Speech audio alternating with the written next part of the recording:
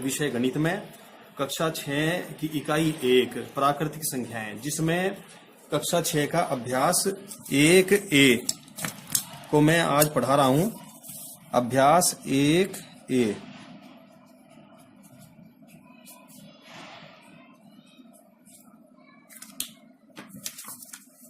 जैसे कि आप देख पा रहे हैं, इसमें मैंने जो नोट्स बनाए हैं ये प्राकृतिक संख्याएं, जिसको हम नेचुरल नंबर्स भी बोलते हैं। तो प्राकृतिक संख्याएं यानी कि नेचुरल नंबर और कुदरती नंबर वो होते हैं दैनिक जीवन के किसी ना किसी काम में हमें गिनने की जरूरत पड़ती है। कोई सामान, कोई वस्तु हम गिनते हैं, तो हम वस्तुओं को गिनने के लिए जिन संख्याओं का प्रयोग करते हैं, इस्तेमाल करते हैं, उन्हें गिनती की संख्याएं कहते हैं। और गिनती की संख्याओं को प्राकृतिक संख्या या नेचुरल नंबर कहते हैं। अब हम जब संख्याओं की बात कर रहे हैं तो पहले हमें बच्चों को यह भी समझाना चाहिए कि संख्या क्या होती है और संख्यांक क्या होता है। तो संख्या को समझने के लिए हम ये कह सकते हैं कि कितनी वस्तुएं हैं या कितनी चीजें हैं का जिससे हमें ज्ञान होता है, पता चलता है या बोध होता है, उसे हम संख्या कहते हैं। अब संख्यांक के बारे में, कि संख्याओं को जिन संकेतों द्वारा व्यक्त करते हैं उसे संख्यांक कहते हैं। अब देखिए, यहां हमने एक तालिका बनाई है। यहां 1 से 9 तक की संख्याओं को संकेतों द्वारा विभिन्न लिपियों में, यानी कि लिखने की जो हमारी कला होती है, लिखावट जो होती है, लिखने की शैली, उसमें प्रदर्शित किया गया है। तो हमने यहाँ 4 लिपि दिखाई है कि देवनागरी लिपि, रोमन लिपि, अरबी लिपि, अंतर्राष्ट्रीय लिपि। पहले मैं आपको ये भी बताना चाहता हूँ कि मैंने जो नोट्स बनाए हैं बिल्कुल हमारा जो पाठ्यक्रम है, जो कोर्स है, उसी के हिसाब से बनाए हैं बिल्कुल। तो अगर हम देवनागरी लिपि की बात करें तो हमारे पास 1 से 9 तक की जो संख्या है उनको इस प्रकार से लिखते हैं: 1 2 3 4 5 6 7 8 9। उसके बाद हम देखते हैं रोमन लिपि, 1 2 3, और 3 के बाद में 5 बता रहा हूं। 5 को इस प्रकार से लिखते हैं। 5 के बाद अगर हम एक ये लगा दें तो ये 6 हो जाता है। जिस प्रकार से मैं आपको दिखाना चाहता हूं कि रोमन लिपि में 1 2 3 1 2 3, अगर हमको 4 लिखना है तो ये 5 जो है हमारा, 5 के बाद में 1 लगा देंगे 6 हो जाएगा, और 5 से पहले 1 लगा देंगे तो 4 हो जाएगा, 6। फिर इसके बाद में 7, फिर इसके बाद में 8। अब अगर हमको 9 को लिखना है तो उससे पहले हम ये देख लेंगे 10 कैसे लिखते हैं रोमन में। तो 10 हम ऐसे लिखते हैं। 10 के बाद अगर 1 लगा देंगे तो 11 हो जाएगा, और 10 से पहले 1 लगा देंगे तो 9 हो जाएगा। तो उसी प्रकार से यहाँ नोट्स में लिखा है 1 2 3 4 5 6 7 8 9। अब अगर हम अरबी की बात करें तो अरबी में संख्याएं ऐसे लिखी जाती हैं: 1 2 3 4 5 6 7 8 9। अंतरराष्ट्रीय लेवल पे जो हम संख्याओं को लिखते हैं या जाना जाता है वो इस प्रकार से: 1 2 3 4 5 6 7 8 9। अब ये हमारे पास 1 से 9 तक की संख्याएं थी। ये प्राकृतिक संख्याएं हैं। क्यों? क्योंकि पहले जमाने में लोग सिर्फ बोलना जानते थे, आपस में गिनती करते थे, लेकिन लिख नहीं पाते थे। और 9 तक की गिनती ही आसान होती थी, और 10 तक के लिखने के लिए बड़ी परेशानी होती थी। तो लेकिन ये देन हमारे भारतीय आविष्कारों की है, भारतीय गणितज्ञों की है, जिन्होंने जीरो का आविष्कार किया। और जीरो के आविष्कार के साथ ही छोटी बड़ी हर प्रकार की संख्याओं को लिखना संभव हो गया। अब इसके बाद में हम बात करते हैं सबसे छोटी और बड़ी संख्या की।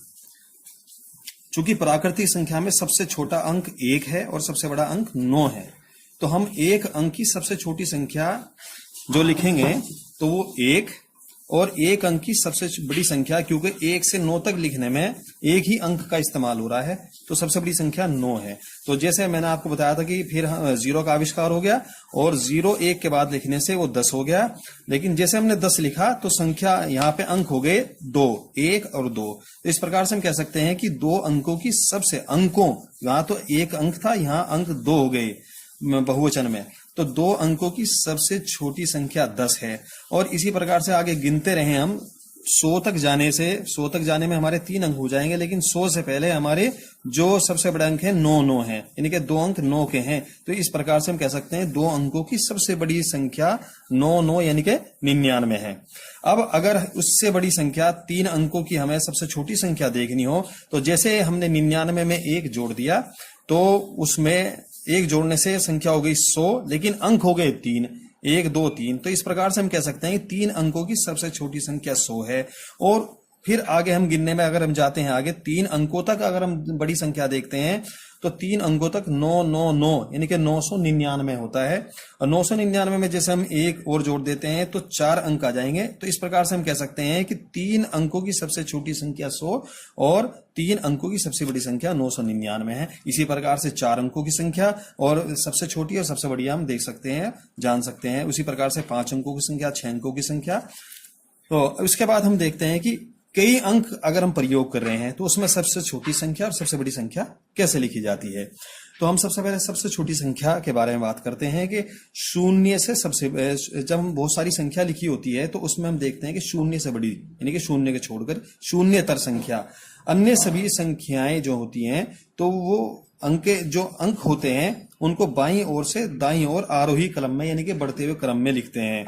और सबसे बड़ी संख्या को लिखने के लिए हम दिए गए अंकों को बाईं ओर से दाईं ओर अवरोही क्रम में यानी कि घटते हुए क्रम में लिखते हैं। जैसे अगर हमारे पास संख्या है 5 3 8 1, तो इसमें सबसे छोटी संख्या हो गई, जैसे हमने ऊपर बताया कि सबसे छोटी संख्या को देखने के लिए बाईं ओर से दाईं ओर आरोही क्रम में यानी कि बढ़ते हुए क्रम में लिखते हैं। तो इसमें सबसे छोटी संख्या 1 है, उसके बाद में है, उससे बाद में उससे बड़ी संख्या 5 है और उसके बाद में उससे बड़ी संख्या 8 है। तो इस प्रकार से हम इसको लिख सकते हैं। और ये हमने पाया कि सबसे छोटी संख्या दिए हुए अंकों में वो हो गई 1358। अब हम देखते हैं इसमें सबसे बड़ी संख्या कौन सी है। तो उसमें हमने दिखाया था कि दिए हुए अंकों को बाईं ओर से दाईं ओर अवरोही क्रम में यानी कि अब हम घटते हुए क्रम में लिखते हैं। तो घटते हुए क्रम में लिखने के लिए हम इसमें देखते हैं सबसे बड़ी संख्या कौन सी है, वो 8 है। तो 8 सबसे पहले लिखा। फिर उसके बाद में घटती हुई संख्या यानी कि अवरोही संख्या वो 5 है और उसके बाद में उससे घटती हुई संख्या 3 है और उससे बाद में उससे घटती हुई संख्या 1 है। इस प्रकार से हम कह सकते हैं कि सबसे बड़ी संख्या दिए हुए अंकों में सबसे बड़ी संख्या हुई 8531। अब इसके बाद एक बात और आ जाती है कि अगर इसमें जीरो भी आ जाए, दी हुई संख्या में अगर जीरो भी आ जाए तो उसको हम कैसे लिखते हैं। तो शून्य की दशा में बाएं से दूसरे स्थान पर जीरो लिखते हैं हम।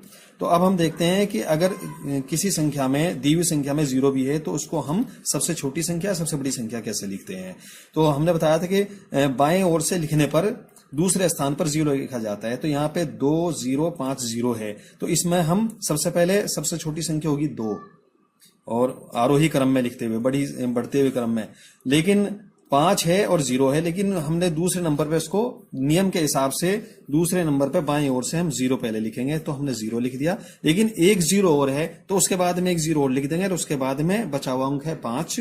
तो इस प्रकार से हमने देखा कि 2005 इसको हम लिख सकते हैं इकाई दहाई सैकड़ा के हिसाब से कि 2005 हमारी ये संख्या है। अब हम इसमें सबसे बड़ी संख्या देखते हैं। सबसे बड़ी संख्या में हमने बताया था कि हम बाईं ओर से दाईं ओर घटते हुए क्रम में लिखते हैं, अवरोही क्रम में। तो सबसे पहले इसमें सबसे बड़ा अंक हो गया 5 और उससे घटता हुआ अंक छोटा अंक हो गया 2 और उसके बाद में 00। तो इस प्रकार से हमने देखा दी हुई संख्या जिसमें 0 भी है, तो दी हुई संख्या में सबसे बड़ी संख्या हो गई 5200। इसके बाद में अब इसका लास्ट पोर्शन एक ए का रह गया, स्थानीय मान, प्लेस वैल्यू। तो स्थानीय मान क्या होता है? किसी संख्या में प्रत्येक स्थान के संगत अंक का मान, यानी किसी संख्या में प्रत्येक स्थान के संगत अंक का मान अलग अलग होता है और उसे हम स्थानीय मान कहते हैं। जैसे यहां हमने एक संख्या दी है 3477। अब हम इसका सबसे आसान तरीका है, हम इसको इकाई दहाई सैकड़ा हजार के हिसाब से लिख लेते हैं। और इकाई को हम इंग्लिश में 1 बोलते हैं, दहाई को 10 बोलते हैं और सैकड़ा को 100 बोलते हैं और हजार को 1000 बोलते हैं। तो अब इसमें हमने इकाई के स्थान पर 7 और दहाई के स्थान पर 7 और सैकड़ा के स्थान पर 4 और हजार के स्थान पर हमने 3 दाईं ओर से लिखना शुरू किया। तो इस प्रकार से हमने देखा कि 3477 हो गया। लेकिन इसका सबसे आसान मेथड जो गणित के हिसाब से है वो ये है कि जो हमारे पास ये 4 अंक हैं 3 4 7 7, इसको हम इस प्रकार से हल कर सकते हैं कि 7 जो है इकाई के स्थान पर है, यानी कि इसको हम 1 से गुना कर दें तो 7 एकम 7 आ गया। फिर हम दूसरा 7 जो है वो दूसरे स्थान पर दाही के स्थान पर है, इसका मतलब है 7 की हम 10 से गुना कर दें तो हमने 7 की 10 से गुना कर 7 ढाई 70 हो गया। उसके बाद तीसरे स्थान पर जो सैकड़े के स्थान पर है वो 4 है, तो सैकड़े के स्थान पर होने की वजह से हम इसको 4 को 100 से गुना करेंगे तो ये 400 हो गया।